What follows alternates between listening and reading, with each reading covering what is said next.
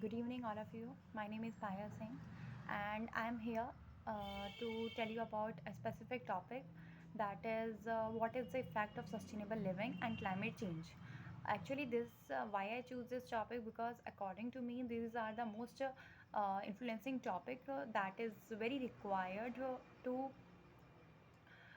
influence the people because right now we are to we are more toward industrial revolution and more about industries. And if I am talking about particular one state, that is Uttar Pradesh, which is considered as a flatland. Basically the areas are very much familiar about the agriculture, but right now it switched to uh, it is not switching, it just working on industrial as well.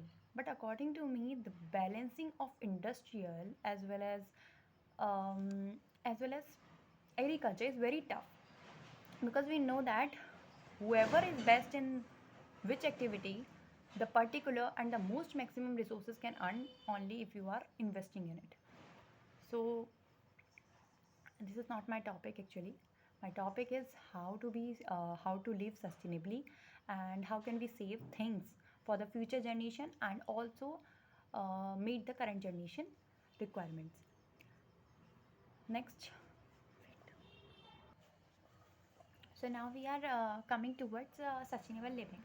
So that what is climate change and what is sustainable living? Actually, sustainable living, I will tell you right now that it for example, you are using anything. No, I'm not using example.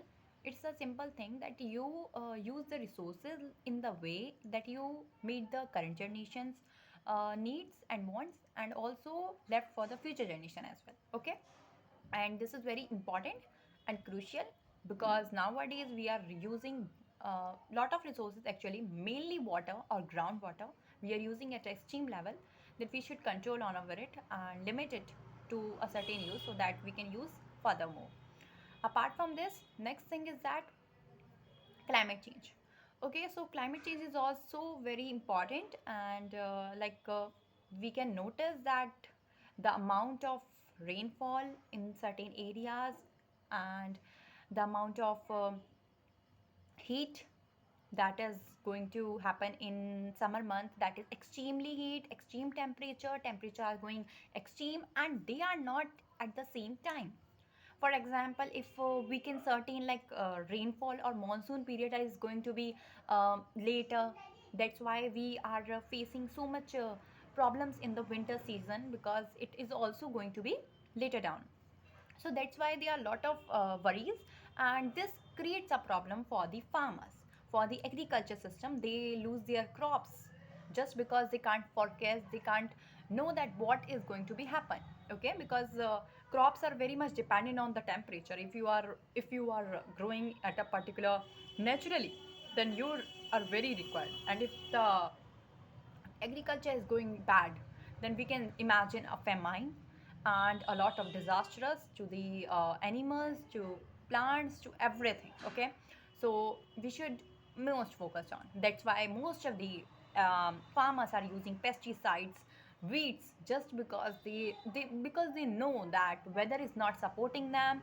So the only thing is supporting is chemical fertilizer that affecting their growth of the plants as well as the quality of the ingredient. Okay, because we are facing so much diseases nowadays.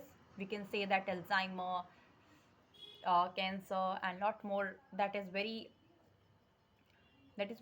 long term diseases, like chronic diseases. So what is the possible ways and what are the possible reasons of it? Okay, what are the possible reasons that climate change occurred? Okay, are we doing something great or are we doing something bad, and what is the thing that is going to be bad and why we are not controlling it, and what are the possible solutions that we can control over it? Okay, because the problem is there, then the solution is also there. You have to change the way or the perspective to see the problem.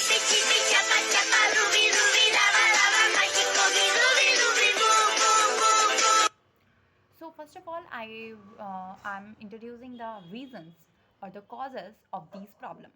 First of all, excessive use. Nowadays people use excessively, or using or waste irrespectively, just because they have money, they have more demand, and they can buy it in a large amount, so they can irregular use of it. For example, groundwater, for example, petrol, diesel, these all are the things that is very limited in the nature and created in thousand millions years, and means they taking time to reinvent it. So but the people are continuously using it and wasting it without thinking a little bit about the future generation. So that's the main problem. Second issue is that we are not, we are restricting ourselves to a limited usage of these minerals or resources. Rather, we are not switching to the non-renewable resources. So we are stuck to renewable resources just because we think that this is good and this is very cost um, effective, so we are just stick to it. Rather, it wastes our environment, it wasted our diseases, it wastes our whole system, but we are stuck to that. I don't know why. the third reason is the third reason is use of plastic. Definitely, use of plastic or burning of anything that causes or releases CO2, and CO2 affecting CO2 amount in the air is going to be extra excessively. And you know who is taking CO2? That is plants, and we are cutting plants also. We are creating excessive CO2 and cutting plants. So we are trying to say that humans are, after some days, humans are trying to breathe carbon dioxide rather than oxygen. And it's very normal that when the carbon dioxide rate is higher than the oxygen, we are supposed to breathe it.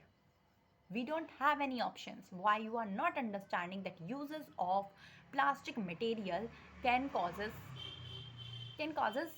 end, okay, and of ecosystem and of everything, because they are not gonna be going anywhere. If you are burn it, releases CO2. If you are dumped it, then it will be dumped. It is not any use in this world, and we are not stop it right now.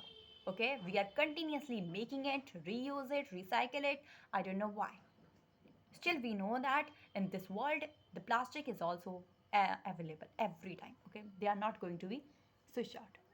Okay, so stuck to plastic is very bad decision of us. Fourth reason is fourth reason is according to me, these